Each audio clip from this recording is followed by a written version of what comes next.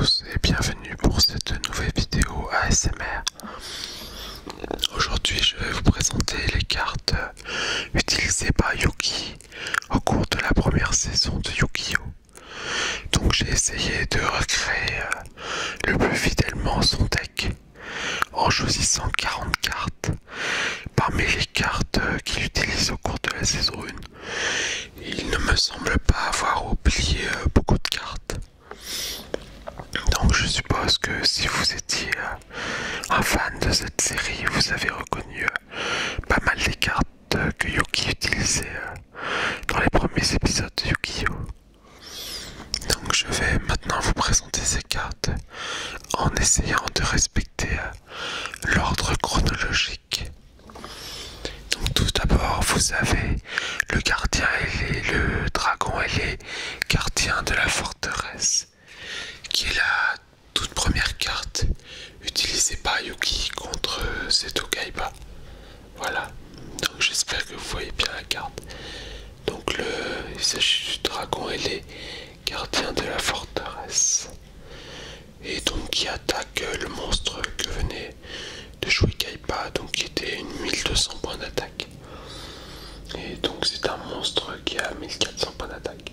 Je ne sais pas si la carte est très nette, mais voilà.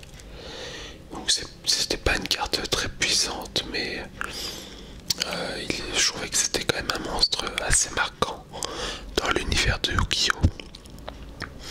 Avec un design plutôt intéressant.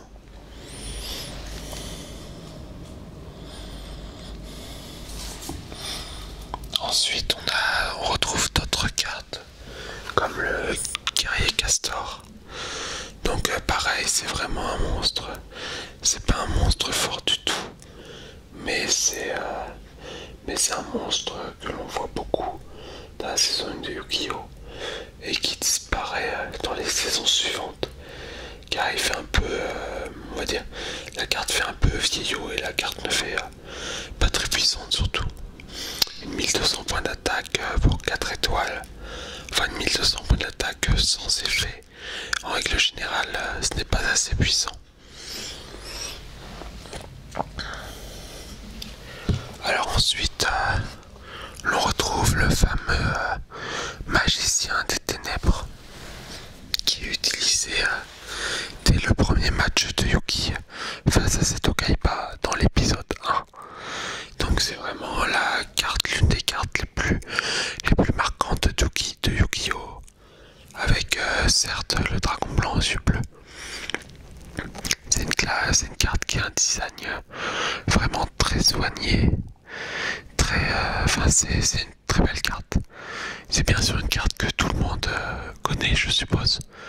C'est un peu l'équivalent de Pikachu, mais pour Yu-Gi-Oh! C'est dur de ne pas connaître cette carte. Donc dans l'épisode 1 de Yu-Gi-Oh! Il me semble qu'il se fait détruire par un dragon blanc aux yeux bleus. Ouais, c'est ça. Il se fait détruire par le troisième dragon blanc aux yeux bleus de Seto Kaiba. Et vous savez tous ce qui se passe lorsque Yuki est sur le point de perdre dans le premier épisode de Yu-Gi-Oh! Lorsqu'il n'a plus aucune chance. Il n'y a qu'une carte, enfin plutôt 5 cartes qui sont susceptibles de le faire gagner. Et ces 5 cartes, il s'agit de Exodia le maudit. Donc la tête d'Exodia,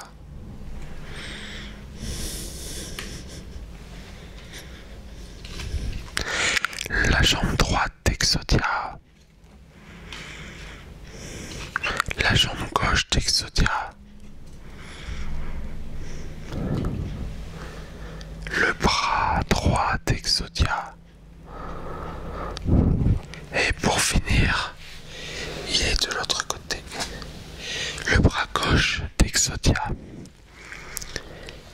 Je crois que c'est les seules cartes normales du jeu, les bras et les jambes d'Exodia, qui sont limitées à un exemplaire par deck. C'est les seules cartes du jeu dans cette situation. Donc Yuki parvient donc à vaincre Kaiba grâce à Exodia le maudit. qui est repris, qui d'ailleurs qui est utilisé en tant que GIF ou en tant que mème sur internet. Ensuite, suite à cette victoire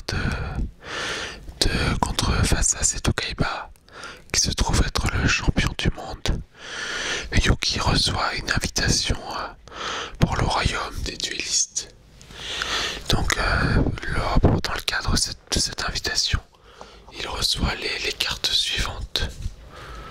Donc, je crois que c'est la carte qui l'autorise à embarquer sur le bateau qui va au royaume des duellistes.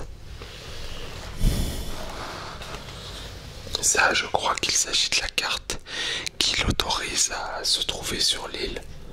Peut-être que je raconte n'importe quoi en fait, mais ça me paraîtrait assez logique étant donné qu'il y a 3 cartes. Donc la carte, je sais pas si c'est bien visible, comme les lettres se reflètent un peu avec la lumière de la caméra, mais il y a marqué Duelist Kingdom sur la carte.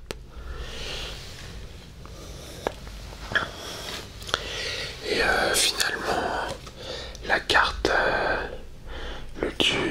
la gloire du roi aux mains opposées, je crois que c'est comme ça qu'il dit en français.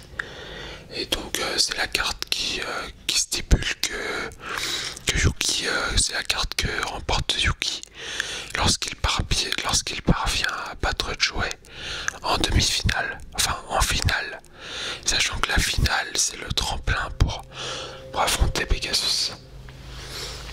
Donc voilà, je voulais présenter ces 3 cartes là qui sont 3 belles cartes de collection, mais qui ne sont évidemment pas des cartes à jouer. Donc alors poursuivons, parce que dans l'épisode 3, Yuki, qui n'est pas très prudent, passe ses cartes Exodia à Insectoraga, un dueliste un peu malfaisant qui se trouve lui aussi sur le ferry. Et Exodia jette toutes ses cartes, et Insectoraga jette toutes les cartes Exodia à l'eau. Du coup, Yuki est obligé de poursuivre le tournoi sans Exodia. Bon, il se trouve que j'ai juste choisi 40 cartes de Yuki. Et si on retire les cartes Exodia, il n'y a plus que 35 cartes ici. Donc normalement, Yuki les remplace par 5 autres cartes. Mais bon, tant pis, dans le cadre de cette vidéo, on va passer outre ces 5 cartes manquantes. Donc ensuite, Yuki affronte Insectoraga. Et Yuki parvient à battre Insectoraga grâce au squelette malfaisant, qui est une 6 étoiles très puissante, surtout pour l'époque, puisqu'il bénéficie de 2500 points d'attaque. Et surtout, il utilise le squelette malfaisant avec la carte Magyo, la brume mystique, qui renforce les pouvoirs du squelette malfaisant, parce qu'en gros ça met de la brume sur le terrain. Du coup le courant du squelette malfaisant, parce que ouais, c'est un squelette malfaisant qui envoie des éclairs, c'est un peu bizarre dit comme ça, mais ouais, c'est comme ça. Et du coup il pulvérise tous les insectes de Insectoraga. Bref. On retrouve aussi le match Mako Yuki, et où Mako parvient à battre Yuki en utilisant la lune mystique qu'il utilise avec le soldat géant de pierre. On retrouve aussi donc l'elfe mystique, qui est un monstre très utilisé par Yuki. Donc 800 points d'attaque et 2000 points de défense, et qui est un peu qui est une carte que l'on revoit souvent, au même titre que le lutin sauvage ou le gardien celte, ou encore par exemple le Grifford. Alors Grifford, j'ai hésité à le présenter pour cette vidéo parce qu'on ne le voit que dans la saison 1, il me semble. Et la dernière apparition de Grifford, c'est dans l'épisode 30, match Yuki contre My Valentine. Et j'ai l'impression que c'est vraiment le monstre qu'on voit en arrière-plan et qui ne reste qu'une saison et qu'on ne voit plus par la suite. Donc pour en revenir au duel Yuki Insectoraga, un autre monstre que Yuki parvient à invoquer face à Insectoraga et que Yuki utilise contre Insectoraga, si je ne me trompe pas, à moins que je confonde avec un autre duel, c'est Gaïa le dragon champion. Donc c'est une très belle carte je trouve, mais par contre pas très puissante quand même. 2600 points d'attaque, sachant que l'un des monstres fusion qui a servi à le créer dispose déjà de 2300 points d'attaque, pardon. Donc c'est un peu pour l'invoquer, il faut utiliser ces trois cartes là. Donc Gaïa le chevalier féroce, polymérisation et la malédiction du dragon. Sachant que la malédiction du dragon a 2000 points d'attaque, Gaïa le chevalier féroce en a 2300. Donc on pourrait espérer une carte un peu plus forte que 2600. Mais malgré tout, c'est une belle carte avec un beau design. Mais je sais que c'est un pléonasme ce que je viens de dire. Ensuite, on retrouve également cette carte dans la saison 1. Donc la boîte mystique qui est utilisée pour la première fois face aux frères Paradox dans le double duel Yuki et Joey contre les frères Paradox. Donc les frères Paradox ont joué la carte du labyrinthe et grâce aux boîtes mystiques, Yuki parvient à rapprocher l'un de ses monstres d'un des monstres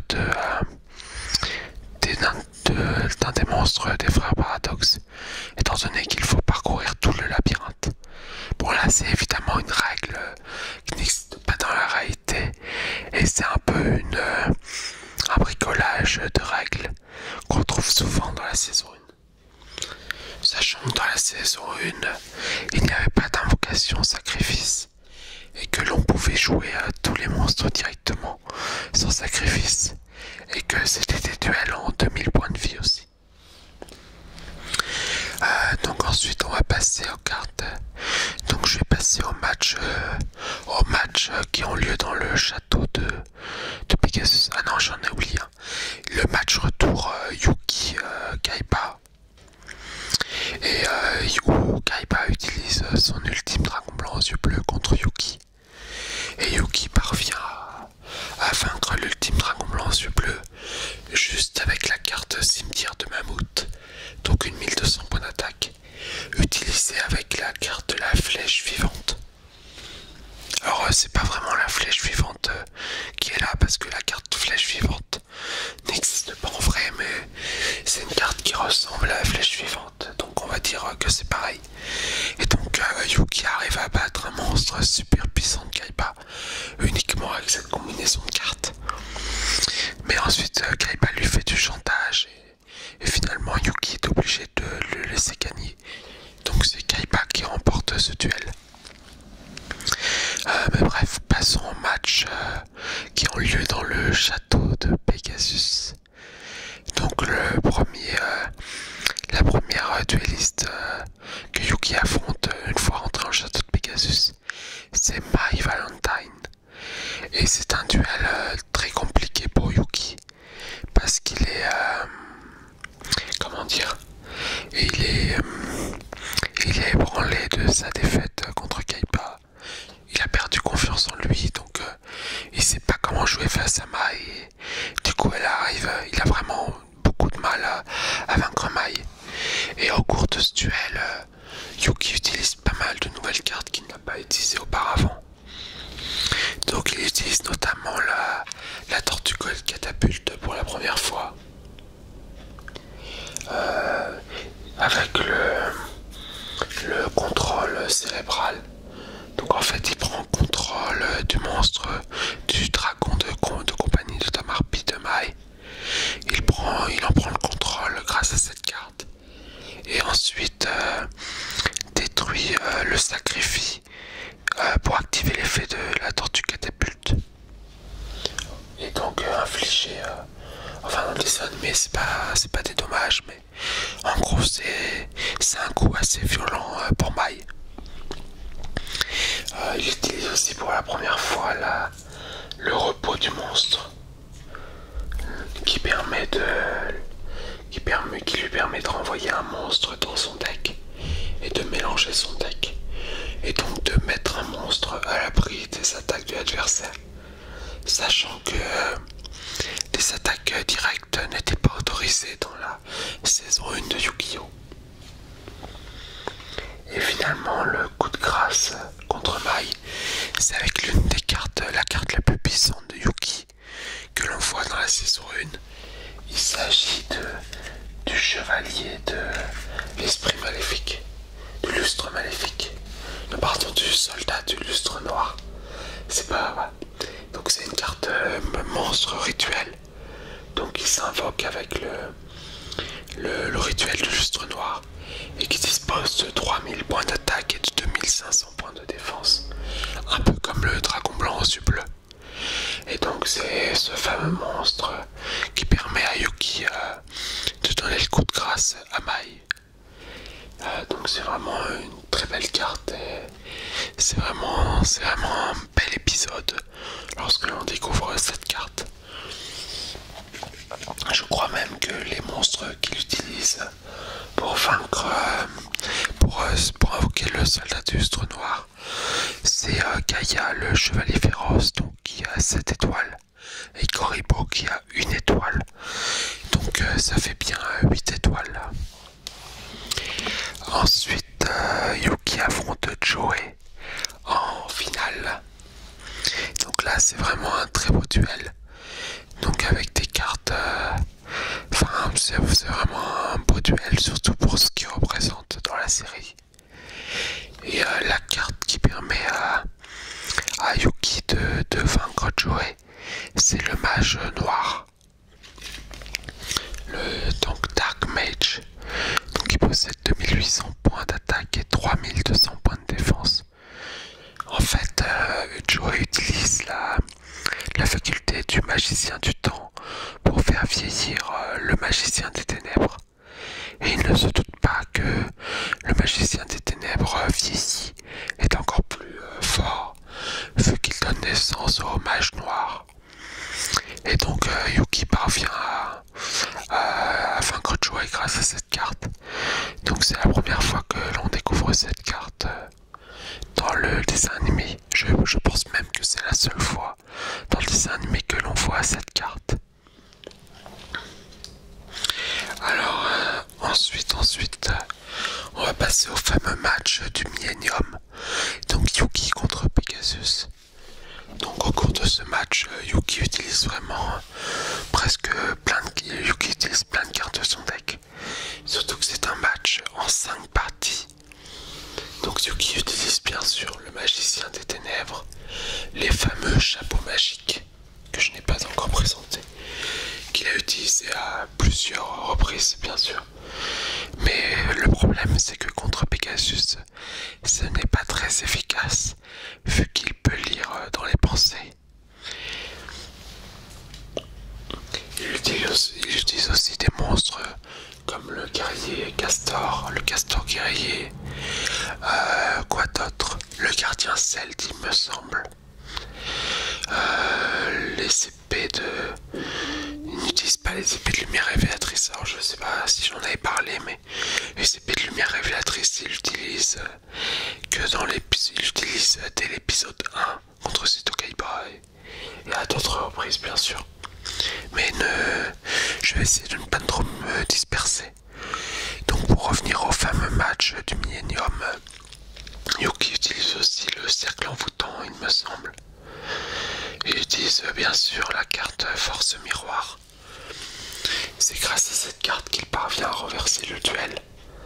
Lorsqu'il trouve une façon pour que Pegasus ne puisse plus lire dans son esprit, en inversant son esprit avec l'esprit du pharaon.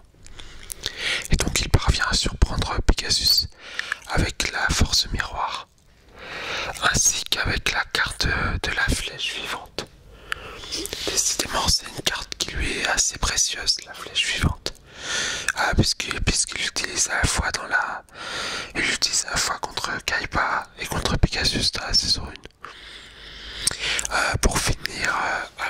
duel, Pegasus invoque son idole aux 1000 yeux et Yuki parvient à vaincre ce monstre en utilisant le Koripo ainsi que la carte multiplication. Et grâce à ces deux cartes, il peut créer une infinité de Koripo sur le terrain. Bon, en réalité, c'est que 3 Koripo qu'il aurait dû créer. Mais bon, tant pis. Et en gros, tous les Koripo rentrent dans le... tous les Koripo rentrent dans l'idole aux 1000 yeux et lui font éclater ses yeux. Enfin, c'est un peu gore dit comme ça, mais en gros, l'idole aux 1000 yeux devient aveugle et tous les Koripo explosent une fois qu'ils sont rentrés dans l'idole aux 1000 yeux. Alors normalement, ils ne devraient pas exploser. Et c'est un peu... Donc je vais vous présenter une dernière carte du coup. C'est la carte Detonate. Donc justement, c'est une carte que Yuki n'utilise pas contre Pegasus. Mais en fait, les Koribo de Yuki explosent sans raison en fait. Donc je dirais que pour donner une explication un peu plus rationnelle au match contre Pegasus, ce serait bien s'il avait joué cette carte contre Pegasus. Car du coup, ce serait un peu plus logique que les Koribo explosent. Et pour finir, enfin, c'est pas tout à fait fini d'ailleurs. Je vais vous présenter le magicien noir du chaos et le rituel de magie noire. Donc, qui est la carte qui permet à Yuki de donner le coup de grâce à Pegasus. Donc, c'est également un monstre rituel très marquant comme le soldat de lustre noir, légèrement moins fort mais qui dispose tout de même de 2800 points d'attaque et qui donc réduit à 0 les points de vie de Pegasus.